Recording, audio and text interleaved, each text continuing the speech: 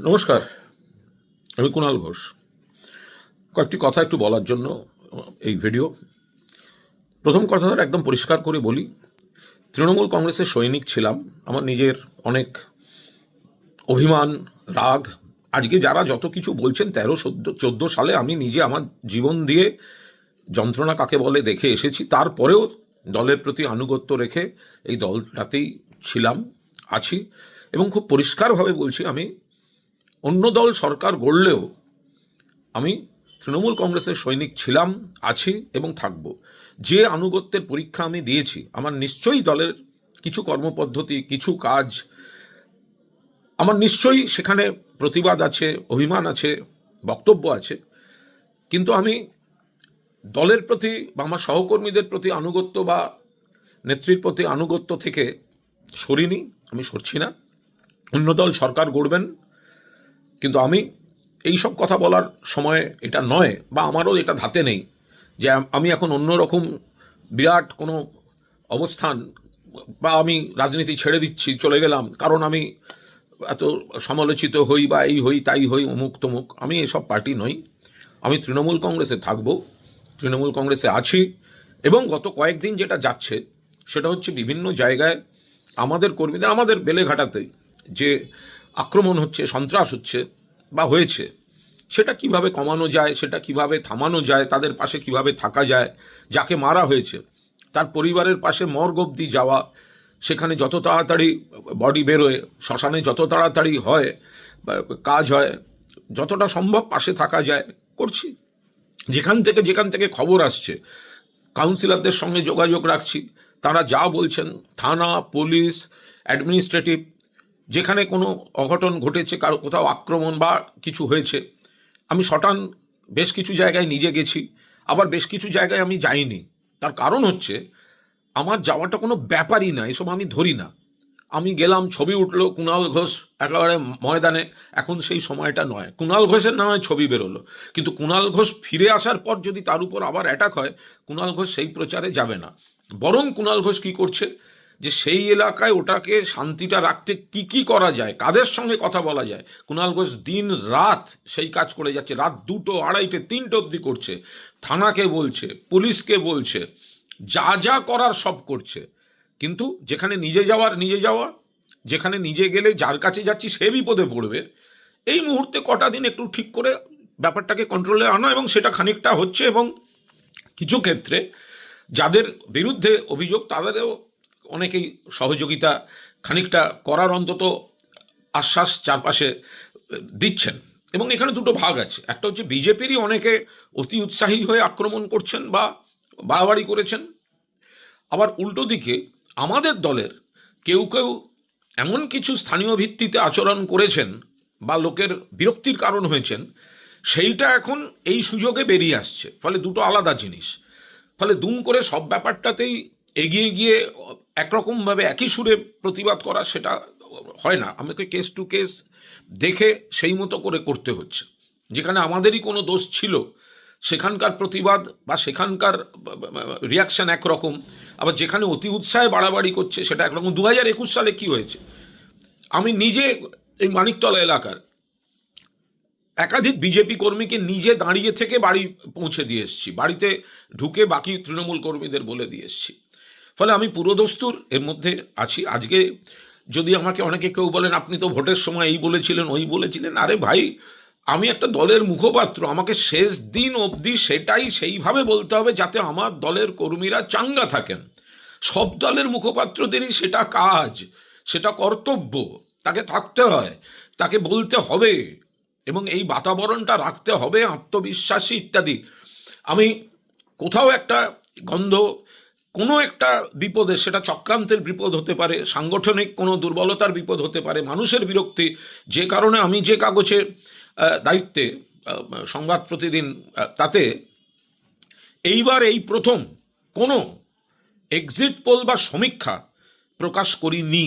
কারণ আমি সাংবাদিকতা এবং রাজনীতি মিলে কিছু গন্ধ বুঝি, যেটা আমি প্রকাশ করিনি। হয়তো এরকম আমি গন্ধ পেয়েছি যে এমন কিছু বিজেপি করবে যেটা আমরা সামাল নাও দিতে পারি, সেক্ষেত্রে আমাদের সমীক্ষার সঙ্গে ভোটের ফলাফল মিলবে না। তো আমি যা করেছি আমার কর্তব্যে করেছি। এবার কেউ যদি আমাকে মনে করেন গালমন্দ করবেন, এগুলো আমার কিচ্ছু এসে যায় না। আমি আমার কর্তব্য করেছি, আমি যেখানে দাঁড়িয়ে আছি করেছি, এবং এখনও আমি তৃণমূল কংগ্রেসেই আছি, তৃণমূল কংগ্রেসেই থাকব। আমি কর্মীদের পাশে থাকব, পাশে আছি। গত কয়েকদিন মানে দিন রাত সেই প্রসেস চালিয়ে যাচ্ছি, এবং সেখানে আমাদের কাউন্সিলর বা আমাদের যারা বেলেঘাটা কেন্দ্রে অন্য নেতারা আছেন, যাদের যাদের যা যা খবর পাচ্ছি আমি অ্যাকশান নিচ্ছি। হয়তো কিছু খবর আমি পাচ্ছি না, সেগুলো আমি যোগাযোগ করার চেষ্টা করছি, এবং অন্য জেলা থেকে যারা যারা আমায় যা যা বলছেন আমি সঙ্গে সঙ্গে প্রপার জায়গায় কমিউনিকেট করছি। সেটা অ্যাডমিনিস্ট্রেশন হতে পারে, সেটা আমাদের দলীয় নেতৃত্ব হতে পারে, এটা আমার কর্তব্য। ফলে আমি ওই রাজনীতি ছেড়ে দিলাম, বসে গেলাম, আমি ট্রোলড হলাম। আরে আমি 13-14 দেখে এসেছি, একা লড়েছি। গত 3বার হয়তো আমি একটু বেসুরো কথা বলেছি বলে 2-3বার আমাকে দল সাসপেন্ড পর্যন্ত করেছে। তো ফলে আমি কুণাল ঘোষ এইসব একটা, হ্যাঁ সরকার, আমরা একটা সময় এইসব এলাকায় রাজনীতি করেছি, তখন সিপিএমের পুরোদস্তুর সরকার ছিল। পরবর্তীকালে আমি সাংবাদিকতা করতে গেছি, পুরোদস্তুর সিপিএমের, এখানে আমরা দেখেছি সিপিএমের তাণ্ডব কী জিনিস। ফলে পুলিশ পেছনে নিয়ে, প্রশাসন পেছনে নিয়ে পলিটিক্স কুণাল ঘোষ করেনি, কুণাল ঘোষ করবে না। কুণাল ঘোষ একটা টিম নিয়ে, সহকর্মীদের নিয়ে মানুষের কাছে দাঁড়িয়ে জনসংযোগ রাখা কুণাল ঘোষ পছন্দ করে। আমি নানা কাজ করে এসেছি, রক্তদান থেকে শুরু করে, সামাজিক অনুষ্ঠান থেকে শুরু করে, ক্লাব, ক্রিকেট, ফুটবল, পুজো, ঈদ, আমি আমার মতো চেষ্টা করেছি। বেলেঘাটার মানুষকে ধন্যবাদ। এর মধ্যেও আমাকে তারা জয়লাভ করিয়েছেন। আমার এই অয়ন চক্রবর্তী, আমার নির্বাচনী প্রধান এজেন্ট, মৃত্যুঞ্জয় পাল, শক্তিপ্রতাপ সিং, সুশান্ত থেকে শুরু করে আমাদের যারা অক্লান্ত পরিশ্রম করেছে, আগলে রেখেছে ওয়ার্ডে ওয়ার্ডে, 8টা ওয়ার্ডে, সেখানে কাউন্সিলররাও রয়েছেন, আমি তাদের প্রতি কৃতজ্ঞ। কিন্তু আজ অনেকের মধ্যে একটা ছটফটানি দেখছি। সরকারটা যেই একটা বদল, একটা বিরাট ছটফটানি, যে আজ তৃণমূলের এই খারাপ, ওই পারে। কী খারাপ বলছো ভাই তৃণমূলের? আমার থেকে বেশি কেউ বলেছে? আজব কথা। তখন আমি কাউকে পাশে পাইনি। আজকে এইসব গপ্প শুনে আমায় লাভ আছে, কিন্তু আমি দলের প্রতি আনুগত্য দেখাতে কোথাও পিছিয়ে যাইনি। যেদিনকে আমায় যেটা আমাকে ট্রোল করতে দেখানো হয়, ওই পুলিশের ভ্যান ইত্যাদি, আমি সেদিনকেও আমার চাঁদাটা আমি দলকে দিয়েছি। কারণ আমার অভিমান বা রাগ যদি 2-3 জনের উপর হয়, আমি গোটা দলটা থেকে আমি কেন চলে যাব? কেন আমি তাদের সঙ্গে থেকে আমি করে যাব? আমি এই দল বা এই তৃণমূল কংগ্রেসের ক্ষমতায় আসার পেছনে আমিও তো কাঠবিড়ালি ছিলাম। ফলে আমি কোনো জায়গায় 1 ইঞ্চি পিছিয়ে যাচ্ছি না। আমি নেত্রী মমতা বন্দ্যোপাধ্যায় যে শক্তিটা তৈরি করেছেন, এর মধ্যে অনেক ঠিক আছে, এর মধ্যে আমাদের মধ্যে আত্মবিশ্লেষণ দরকার। অনেক ভুল আছে, এবং বিজেপির নির্বাচন কমিশনকে দিয়ে আপনি ষড়যন্ত্র বলুন, যা বলুন, ইত্যাদি বলুন, আমি সবকটা এগ্রি করি। আমি নিজে সাক্ষী, আমাকে ধাক্কা মারতে মারতে বার করে নিয়ে যাওয়া হচ্ছিল কাউন্টিং এজেন্ট এরিয়া থেকে। অয়নার মৃত্যুনার আমার তো মোটামুটি যা গালাগালি সেদিন করে আমাদের বার করে দিয়ে লুট করতে চাইছিল, আমরা মাটি কামড়ে না থাকলে ও সিট বেরোতো না, সব ঘুরিয়ে দিত, পরে আমাদের ভোট কর্মীরাই বলেছেন। তো এই জায়গায় দাঁড়িয়ে তো আমি কোনো অবস্থায়, আমার হাঁটুও কাঁপছে না। হ্যাঁ, 4-5টা ডিস্টার্বড হচ্ছে, একটা কাঠামো বদল হয়, তো এটাই তো জায়গা যে আমি সুসময়ে যদি দলের আমি থেকে থাকি, তাহলে আমি দুঃসময়ে রাতারাতি আমার চিত্তচাঞ্চল্য দেখা যাবে কেন?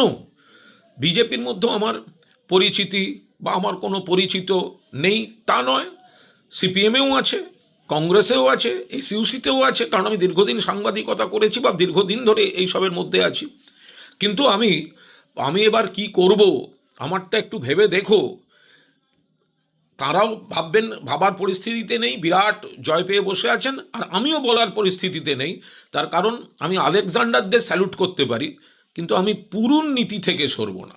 ফলে সেই জায়গায় দাঁড়িয়ে আমি সবাই শান্তিতে থাকুন, শান্তি রাখুন, এবং তৃণমূল কংগ্রেস পরিবারকে আমি অনুরোধ করব, এটা একটা চ্যালেঞ্জিং পিরিয়ড, একসঙ্গে থাকবো। চিত্তচাঞ্চল্য যাদের ঘটছে ঘটুক, কেউ যদি চলে যেতে চায় একবার বোঝাবেন, নইলে বোঝাবারও প্রয়োজন নেই। আমরা সামনে আরও সময় আছে, আমাদেরও দোষ ত্রুটি ছিল। এখন হাওয়া মোড়ক যেগুলো সব পরে এসে জুটেছিল, তো সেগুলো এই হাওয়ায় সব রং বদলাতে শুরু করেছে। তো বদলে নিক, চলে যাক, কী আছে? বিজেপি 2 দিন বাদে বুঝবে এই ধান্দাবাজিরা হাওয়া এসছিল, আবার ওদের কাছে গিয়ে ভিড় করছে। সোমবার দিন রাতারাতি, সোমবারের পর যারা রাতারাতি কয়েক ঘন্টার মধ্যে বিজেপি হচ্ছে, তো তারা যে বিজেপির কত বড় সম্পদ হবে, বিজেপির নেতারা সেগুলো ভেবে দেখুন। এই ভুল তৃণমূলের কেউ কেউ করিয়ে দিয়ে গেছেন, তো বিজেপি ঠিক করুক তাদের, কিন্তু আমার এসব হেডেকের বিষয় নয়। আমি আগামী রাজনীতি কি হবে, কোন দিকে যাবে, তৃণমূল কতটা লড়বে, এটা তো আলাদা পার্ট। আমি অত লং টার্ম, আমি অত বড় নেতা নই, কিন্তু আমি আবার মাটির গন্ধ খানিকটা অভিজ্ঞতা থেকে বুঝি। তো আপাতত আমার এটাই সিদ্ধান্ত, এবং আমি গত কয়েকদিন দিন রাত আছি। আমি চারটি ক্যামেরা নিয়ে আমি কোনো এলাকায় গিয়ে নিজের ছবি তোলাতে পারি যে আমি দুর্গতদের পাশে। আমার মনে হয়েছে দায়িত্ব জ্ঞানহীন কাজ হবে। যেটুকু যাওয়ার যাচ্ছি, যেখানে যাওয়ার যাচ্ছি, সকাল 9টায় হলেও যাচ্ছি, রাত 12:30টায় হলেও যাচ্ছি। বাকিটা পুলিশ প্রশাসন দিয়ে। আগে আমার কাজ কর্মীদের পরিস্থিতিটাকে ঠান্ডা করা, তারপরে আবার দলীয় রাজনীতিতে আস্তে আস্তে কাজকর্ম সামাজিক শুরু করা, প্রাথমিক উত্তেজনাগুলো ঠান্ডা করা। বিজেপিকেও অনুরোধ করব, সিপিএমকে অনুরোধ করব, আরে আপনাদের হলো লেনিন মূর্তি যতদিন মমতা বন্দ্যোপাধ্যায় তৃণমূল কংগ্রেস সরকার ছিল কেউ হাত দেয়নি, যেভাবে ভাঙা হয়েছে, এখন আপনারা নিজের নাক কেটে পরের যাত্রা ভঙ্গ করতে গিয়ে কি করেছেন সেগুলো সব দেখুন। আপনাদের লেনিন মূর্তিও কেউ ভাঙেনি, লেনিন সরণি রাস্তার নামও পরিবর্তন হয়নি। এবার দেখুন, শুধু তৃণমূলের পেছনে কথা বলে মজা দেখে তো সময় কাটালেন, বাকিটা হবে। কয়েকজন হাতে গোনা কর্মীও যদি থাকে, তাহলেও তৃণমূল কংগ্রেসে ছিলাম, আছি, থাকবো। দলের সুসময় ছিলাম, আর দুঃসময় আমার পা কাঁপবে। হ্যাঁ, আমার ফুটবল খেলতে গিয়ে পা ভেঙেছে, কিন্তু ভোটের রেজাল্ট দেখে পা কাঁপার ছেলে কুণাল ঘোষ নয়। বড়দের প্রণাম। বেলেঘাটায় কাজ করার চেষ্টা করব, উন্নয়নের কাজ করার চেষ্টা করব, দল মত নির্বিশেষে। বিজেপি, সিপিএম, কংগ্রেস সমস্ত, বা যারা রাজনীতি করেন না, যে যখন আমাকে দিয়ে যদি কোনো উপকার হয় আমি করার চেষ্টা করব, এইটুকু বলার জন্য আপনাদের কাছে আসা। সবাই ভালো থাকবেন। বড়দের প্রণাম, বাকিদের শুভেচ্ছা।